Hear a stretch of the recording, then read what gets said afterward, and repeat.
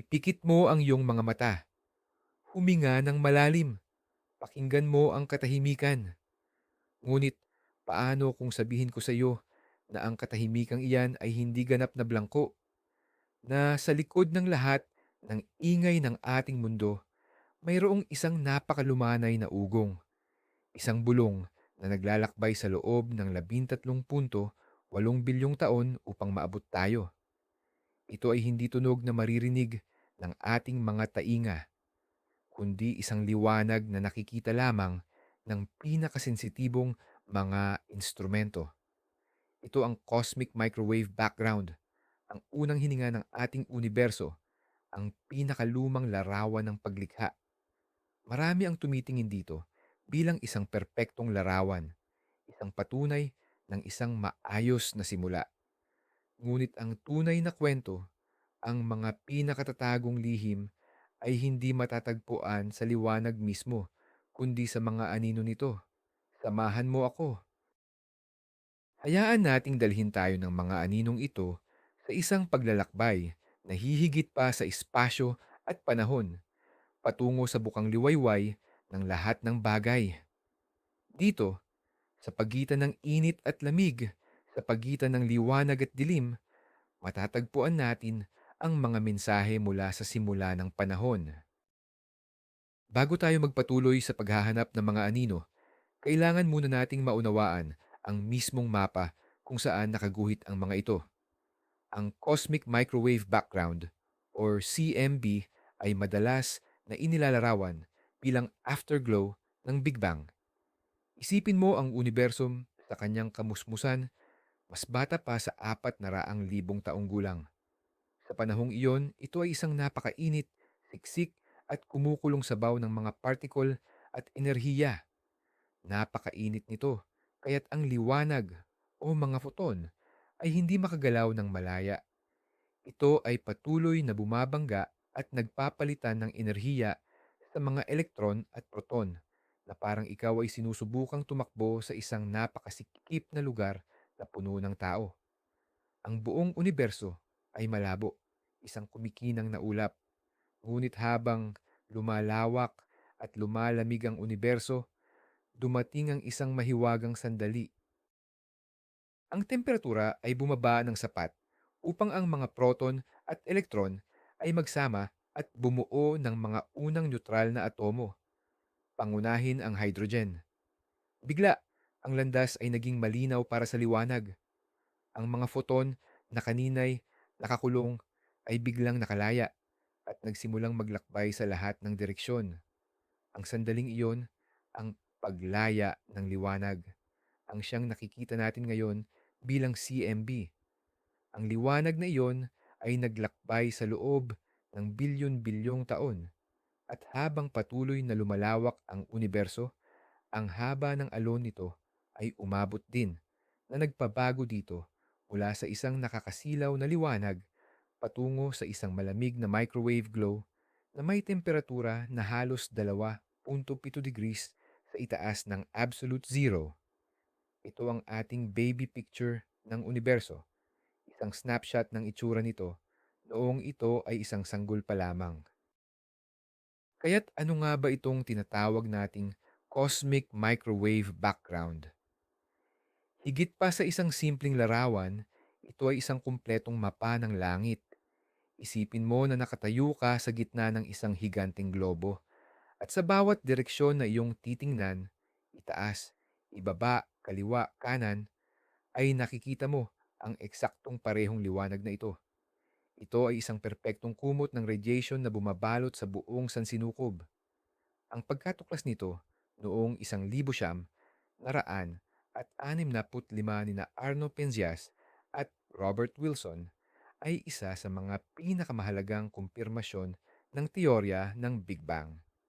Ginamit nila ang isang malaking radio antenna at nabulabog sila ng isang paulit-ulit na ingay o static na hindi nila maalis kahit saan pa nila itutok ang kanilang antena. Inakala pa nila noong una na ito ay dumi lamang ng mga kalapati sa kanilang instrumento. Ngunit hindi. Ang ingay na yon ay nagmumula sa bawat sulok ng kalawakan. Ito ang unang hudyat mula sa pinakamaagang panahon ng universo. Ang liwanag na ito ay hindi nagmula sa isang bituin o galaksya. Ito ay nagmula sa lahat ng dako ng sabay-sabay. Dahil sa katunayan, ito ay ang liwanag ng mismong universo noong ito ay napakabata pa.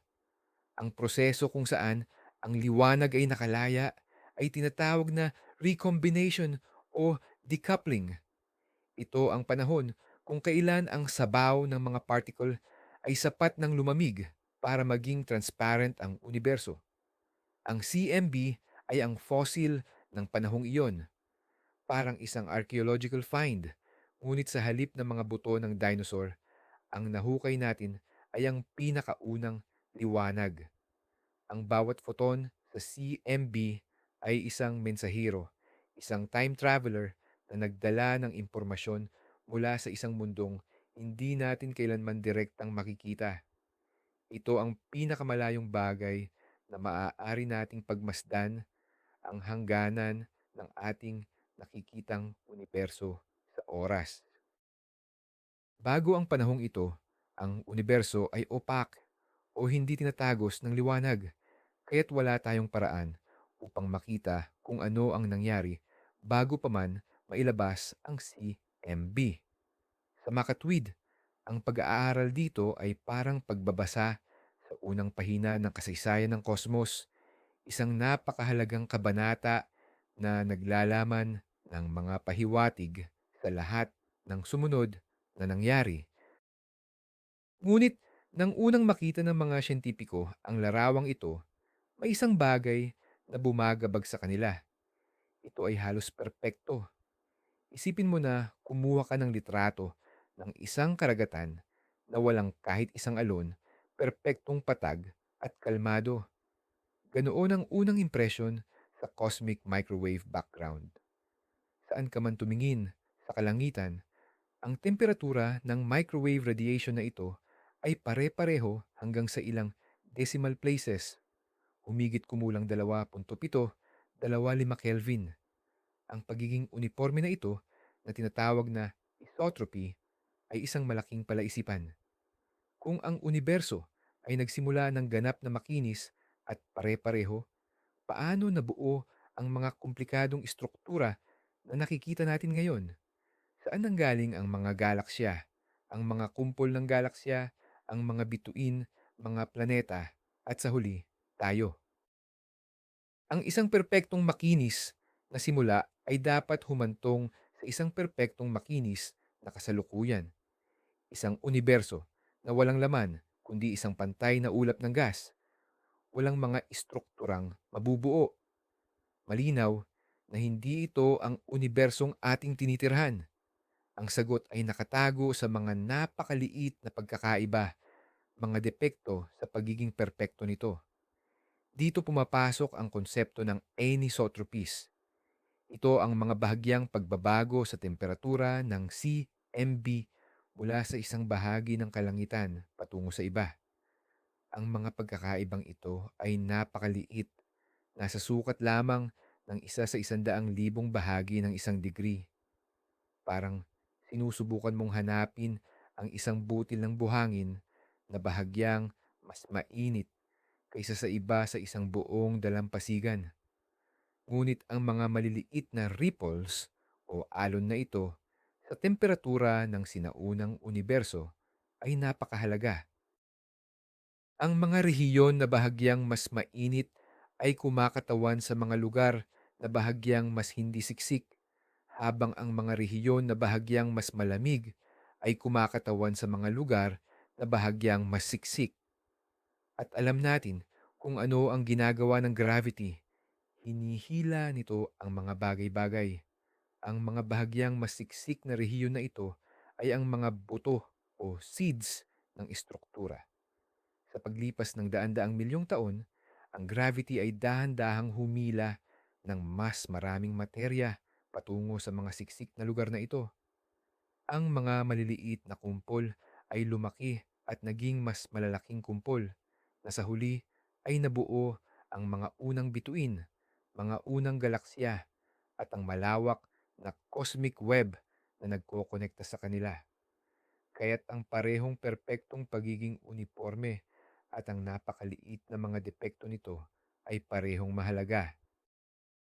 Ang pagiging uniforme ay nagpapatunay sa Big Bang, habang ang mga depekto, ang mga anino at liwanag na ating pag-aaralan, ang nagpapaliwanag kung bakit mayroon tayong universo na puno ng magagandang istruktura. Mula sa isang tila walang katapusang ugong ng static, natuklasan natin ang isang mapa. Mula sa isang tila perpektong larawan, natagpuan natin ang mga depekto na siyang naging pundasyon ng lahat. Ang mga anino sa cosmic microwave background ay hindi mga lugar na walang impormasyon. Sa katunayan, sila ang pinakamayamang pinagkukunan ng kaalaman tungkol sa ating pinagmulan. Ipinakikita nila sa atin ang mga buto ng mga galaksya, ang di nakikitang kamay ng dark matter, at ang mga bakas na iniwan ng mga pinakaunang bituin. Bawat malamig na batik at mainit na guhit ay isang salita, isang parirala, sa isang liham na ipinadala mula sa bukang liwayway ng panahon. Ito ay isang paalala na ang universo ay hindi nagsimula ng perpekto at payapa, kundi sa isang masiglang sayaw ng enerhiya at materya, kung saan ang maliliit na pagkakaiba ay lumago upang likhain ang lahat ng kagandahan at pagiging komplikado na ating nakikita ngayon. Maraming salamat sa pagsama sa paglalakbay na ito. Habang tinitingala natin ang kalangitan sa gabi, tandaan natin na hindi lamang mga bituin ang ating nakikita, kundi pati na rin ang multo ng pinakaunang liwanag na bumabalot sa ating lahat. Ang tanong na naiiwan ay, anong iba pang mga mensahe ang naghihintay na mabasa sa mga aninong ito? Iwanan ang iyong mga iniisip sa ibaba